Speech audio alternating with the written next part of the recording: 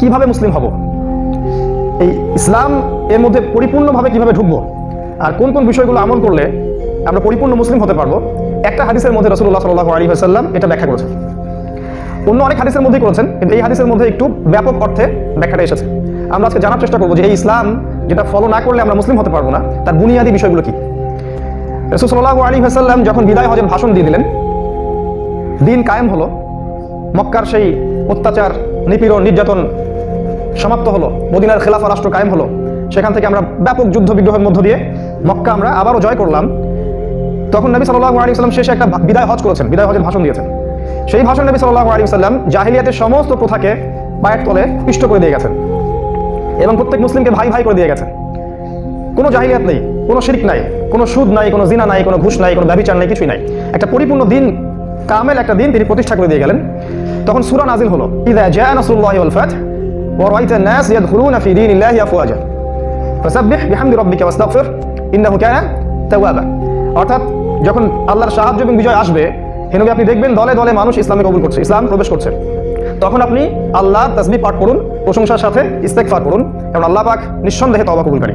অনেক সাহাবী বুঝে ফেললেন যে এই আয়াত যেহেতু নাজিল হয়ে গেছে, অতএব রাসূলুল্লাহ সাল্লাল্লাহু আলাইহি ওয়াসাল্লামের মিশন বা ডিউটিটা এখন শেষ, তার ইন্তেকালের সময় ঘনিয়ে এসেছে। সবাই মনে করলেন আর কোনো ওহী আসবে না, সবাই মনে করলেন আর কোনো ওহী আসবে না। এই ঘটনার পরে নবী সাল্লাল্লাহু আলাইহি ওয়াসাল্লাম আরো 81 দিন বা 83 দিন বেঁচে ছিলেন। সাহাবীরা ভেবে নিয়েছিলেন আর কোনো ওহী নতুন করে আসার নাই, যেহেতু সূরা নাসর নাজিল হয়ে গেছে এবং সূরা মাইদার 3 নম্বর আয়াত নাজিল হয়ে গেছে, আল ইয়াউমা আকমালতু লাকুম দীনাকুম, আজকে আমি একদম দিনটাকে পরিপূর্ণ করে দিলাম। ওয়া আতমামতু আলাইকুম নি'মাতি, তোমাদের উপর আমার নিয়ামতকে পূর্ণতা দান করলাম। ওয়া রাদিতু লাকুমুল ইসলাম দীনান, তোমাদের উপরে ইসলামকে দিন হিসেবে মনোনীত করে আমি সন্তুষ্ট হয়ে গেলাম। এরপরে তো আর কোনো কথা থাকতে পারে না আসলে। কিন্তু না, এরপরেও আল্লাহ রাব্বুল আলামিন রাসূল সাল্লাল্লাহু আলাইহি ওয়াসাল্লামের কাছে আরো 2টা ওহী প্রেরণ করেছেন। ব্যাপারটা কি বিস্ময়কর নয়? দিনের মিশন শেষ, আল্লাহ পাক বলে দিলেন দিন পরিপূর্ণ, আপনি ইস্তেগফার করেন, আপনার মিশন শেষ, দিন কামেল হয়ে গেছে। কিন্তু এরপরেও আল্লাহ পাক আরো 2টা ওহী নাযিল করেছেন। এই ওহী কিন্তু ইতিহাসের শেষ ওহী। এরপরে জিবরাইল আলাইহিস সালাম কোনোদিন আর ওহী নিয়ে আসেন নাই। কি সেই 2টা ওহী? একটা হচ্ছে রিবা, সুদ কেন্দ্রিক। সূরা বাকারার মধ্যে দেখবেন 276 থেকে নিয়ে 89 79 পর্যন্ত আয়াতগুলো, এই আয়াতগুলো রিবা কেন্দ্রিক, সুদ কেন্দ্রিক আয়াতগুলো আল্লাহ পাক শেষে নাযিল করলেন। কেন শেষে নাযিল করলেন? এটা বোঝা নেওয়া উচিত যে রাসূল সাল্লাল্লাহু আলাইহি ওয়াসাল্লাম ইন্তেকালের পরে উম্মাহর মধ্যে সবচেয়ে বড় যে ফিতনাটা আসবে এটা হবে রিবা বা সুদ কেন্দ্রিক। আল্লাহ পাক শেষের দিকে ওহী করলেন যে ইয়া আইয়ুহাল্লাযীনা আমানু, হে মুমিনগণ, ইত্তাকুল্লাহ, আল্লাহকে ভয় করো, ওয়া যারু মা বাকিয়া মিনার রিবা, সুদের অবশিষ্ট অংশগুলো ছেড়ে দাও।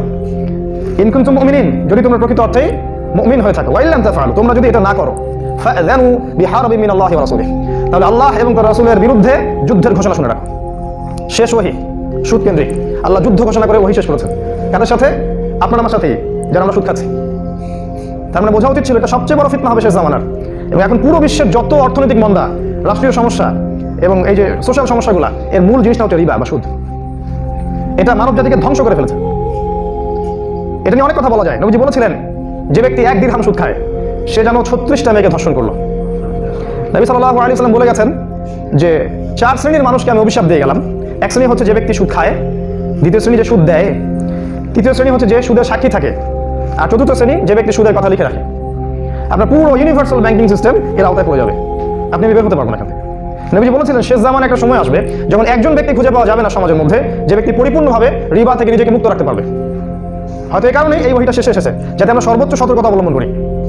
নবীজি আরো বলেছিলেন যে রিবার 70টা পাপের শাখা আছে, তার মধ্যে সবচেয়ে নিচু স্তরের পাপ হচ্ছে আপন মায়ের সাথে জিনা করা। এরকম অনেক হাদিস আছে, সুদখোরের পেটটা বারজাখী জীবনে তার কবরে যে আযাবটা হবে, তার পেটটা ফুলে থাকবে এবং ভিতরে সাপ, বিষাক্ত সাপ কিলবিল করতে থাকবে। একটা হাদিস এসেছে রক্তের নদীর মধ্যে ওকে ফেলে ওর মাথা ফাটিয়ে দেওয়া হবে, এই আযাবগুলো দেওয়া হবে। রক্তের নদীতে কেন? কারণ দুনিয়াতে সুদের মধ্য দিয়ে সে গরিব মানুষের, নিম্নবিত্ত মানুষদের রক্ত চুষে খেয়েছে। সুদখোররা মানুষের রক্ত চুষে বড়লোক হয়েছে। এর ফলাফল হচ্ছে সমাজে একটা শ্রেণীর মানুষ দারিদ্রতার অতল তলে যেতে থাকবে, আর একটা শ্রেণীর মানুষ বড়লোক হতে থাকবে। আর ইসলামের ইকোনমিক সিস্টেম হচ্ছে সমাজের সব জায়গায় টাকার ফ্লো থাকবে। এমন হবে না একটা শ্রেণীর হাতে টাকা আর একটা শ্রেণীর হাতে নিঃস্বতা, এটা থাকবে না। এটা মূল পার্থক্য। এটা ছিল একটা ওহী, শেষ ওহী। আমাদের আল্লাহ, আমাদের রব তাদের বিরুদ্ধে যুদ্ধ করছেন যারা রিবা খাচ্ছে। এটা আল্লাহর বিরুদ্ধে যুদ্ধ করা, রাসূলের বিরুদ্ধে যুদ্ধ করা। আমাদের উচিত ছিল আমরা আল্লাহ এবং তার রাসূলের পক্ষে যুদ্ধ করব, কিন্তু আমরা এখন সুদের মধ্য দিয়ে আল্লাহ এবং তার রাসূলের বিপক্ষে যুদ্ধ করছি, আবার জান্নাতের আশাও করছি। কাল্লা আল্লাহ, কখনো নয়, আল্লাহর কসম, এই সম্প্রদায়, এই জাতি, এই ব্যক্তি কখনো পরকালে নাজাত পাবে না। আল্লাহ পাক সূরা বাকারার মধ্যে বলেছেন যারা জাহান্নামে যাবে চিরস্থায়ী হবে। এই একটা ওহী শেষের দিকে এসেছে। সাহাবীরা মনে করলেন আর কোনো ওহী আসবে না।